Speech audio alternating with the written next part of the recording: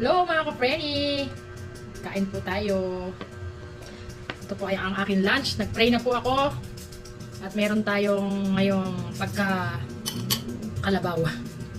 Kalabaw mode tayo ngayon dahil po ito po ang ating pagkain.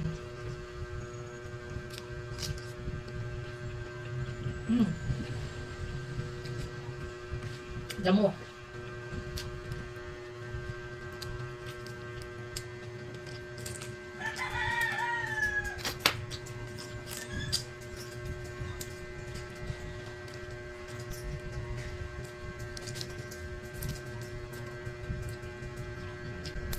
Galing po kami sa kainan kahapon, kaya ngayon bawi naman. Nakapag-rice tayo kahapon eh. Yan yung aking aso.